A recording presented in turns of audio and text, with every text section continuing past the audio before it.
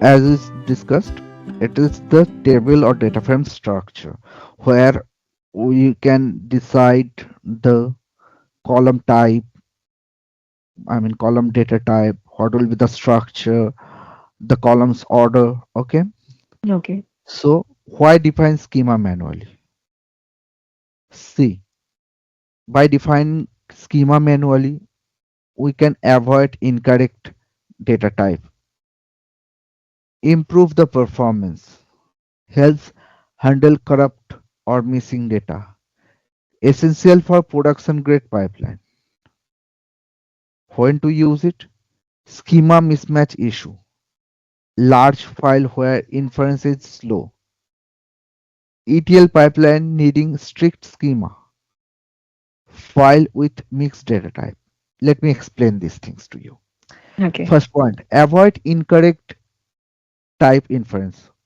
So last day, if you saw, I show you a thing that is what? Where's my Chrome? Okay, okay. Last day, remember I was reading the file like this. First case, I did not mention anything for schema. Second step, I used only the header but did not still mention the schema. But in the third step, I mentioned the schema. I asked it to infer the schema. Okay, Yes.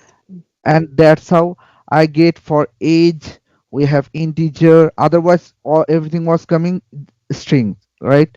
But when I asked Spark to infer the schema, in this case Spark will go inside the data set, check what is the schema. Suppose there is 1 million records available or rows available. Okay, now suppose I am asking, providing this option and asking the Spark to infer the schema. Okay.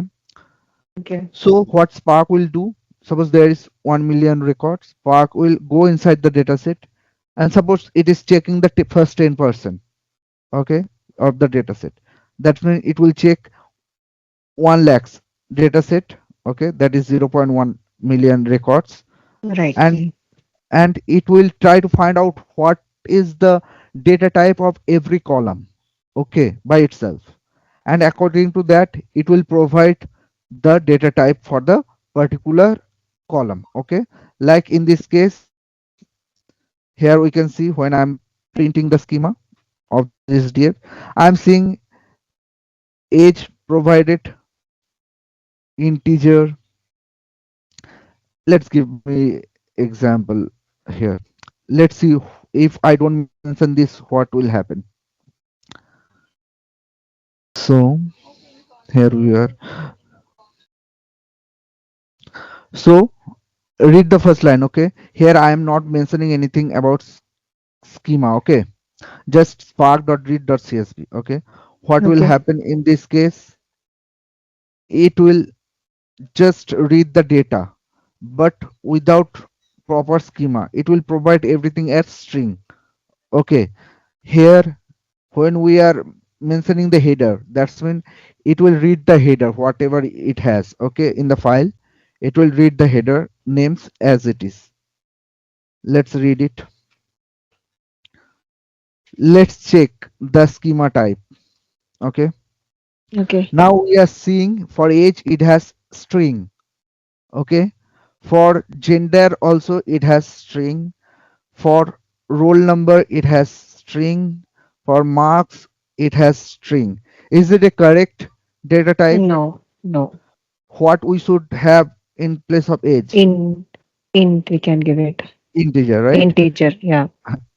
In place of marks, Yeah. There also we can give integer. integer, right? Okay, Yeah. but we are getting string. Let's do the let's request the Spark to infer the schema. Let's see what will happen now. Here I have provided the command to infer the schema. Okay, Okay.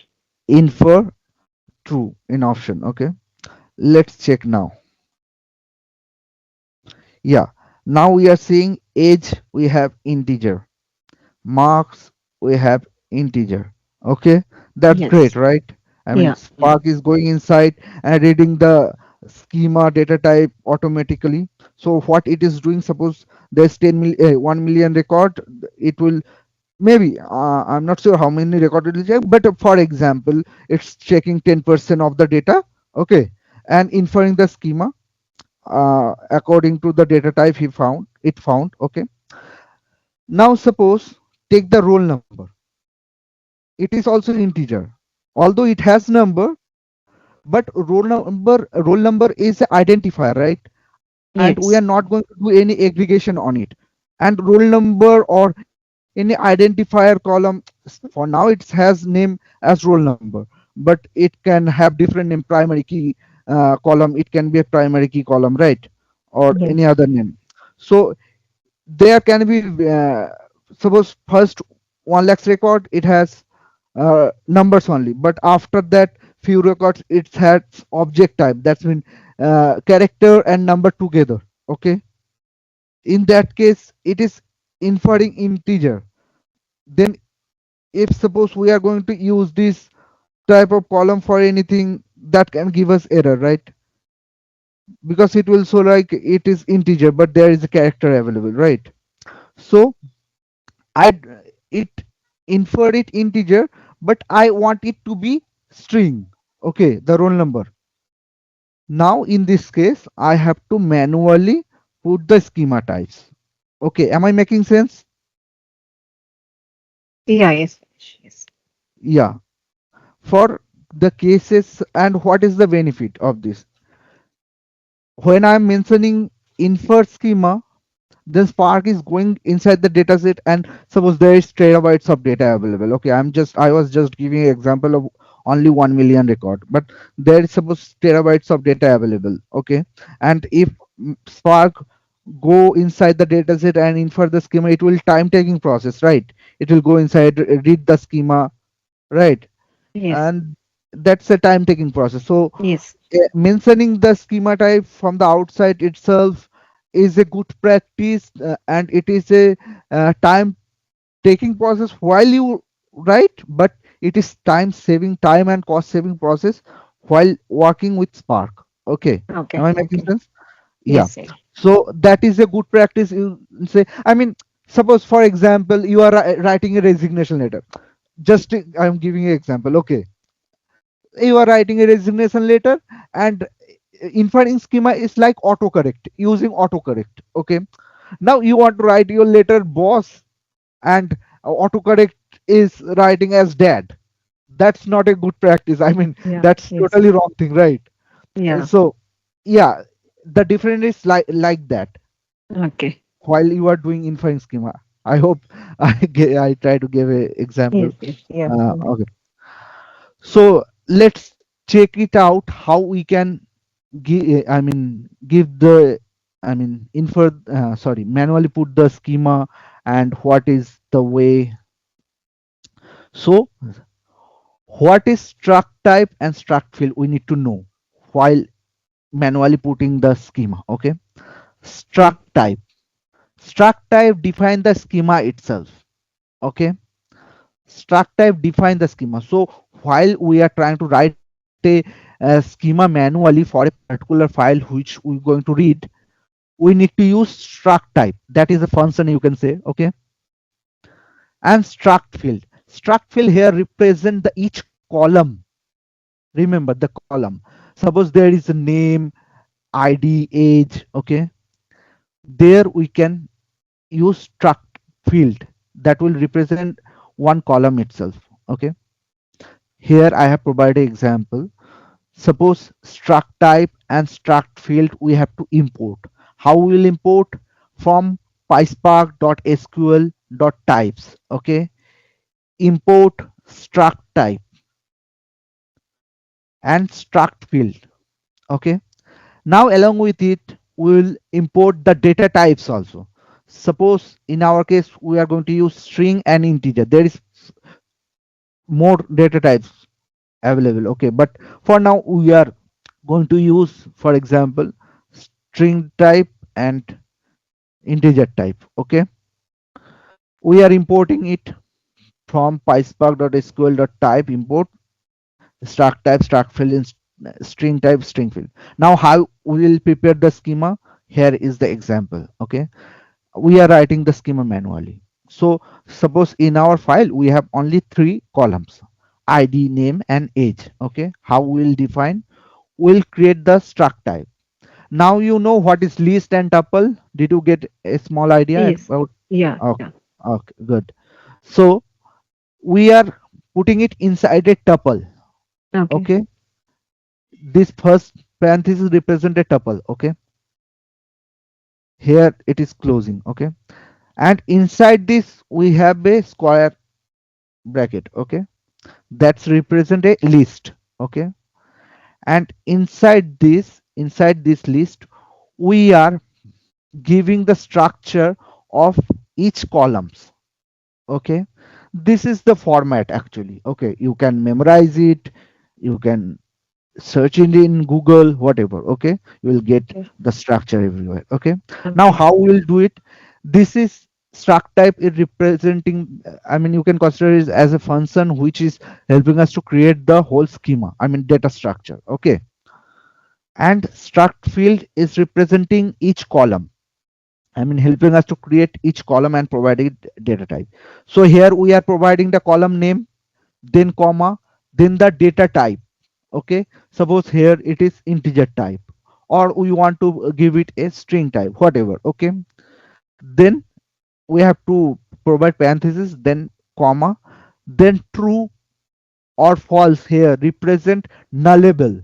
Okay, any Okay. column can be null or not null, right? We can Okay. Yes. define that here. This is also a benefit of uh, providing or maintaining the manual schema. Okay, here we can provide the constraints. Okay, here we can write true or false to this will help us to maintain the constant, like it's nullable or not. Okay, so like that, after that comma, then again struct type struct field representing another column, then suppose the column name is name. Okay, then I am giving it string type, then again parenthesis open close, comma, then true, then comma, then again struct type representing another column like age. Okay, integer type true. Okay, now we will use this in practical. Okay, till now we are inferring the schema. Now let's use this. Okay, Okay. what columns do we have? First we have age for our file. Okay, Okay. age, Gender.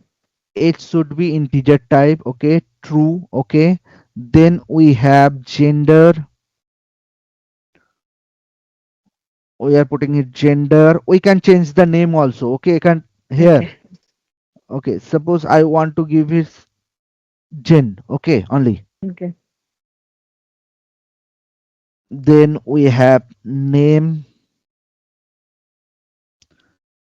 Suppose in our file we have gender, but we want the name as Jen.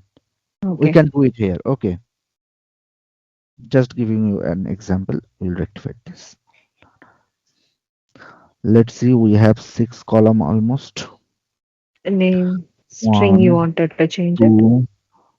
Just a minute. We'll do that. Okay. Okay. Then we have name. Name will give it string type, right? Then we have course. Course will have string type. Then we have roll number. Roll number, while inferring we are getting it as integer, but Integer. currently I'll do it as string type. String. Okay. Okay. Okay. Defining schema is a very important thing, and learning it properly is an important part in Spark. Okay, Okay. and it is very easy. You will do few times hands on and you will get it. Okay.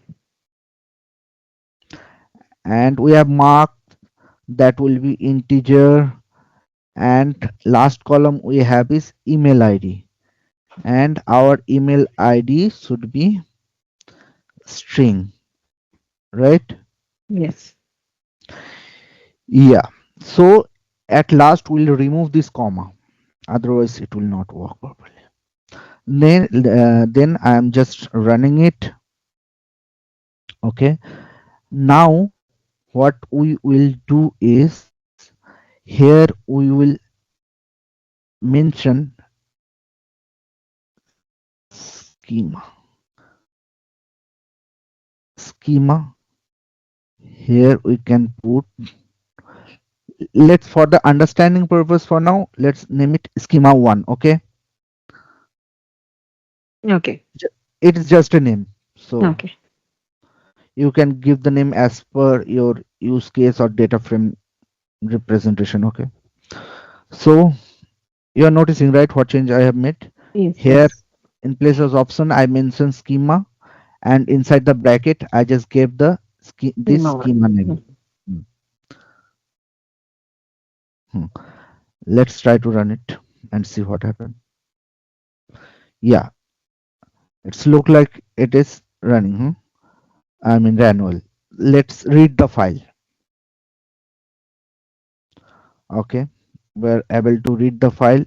We are reading here the file because I want to show you the name here. See, it Okay. was in the file, in the main file it has gender. Okay, but we change the name here, right? So we are Yes. currently Yes. getting it as Jane. Okay. Okay, I'll rechange it again.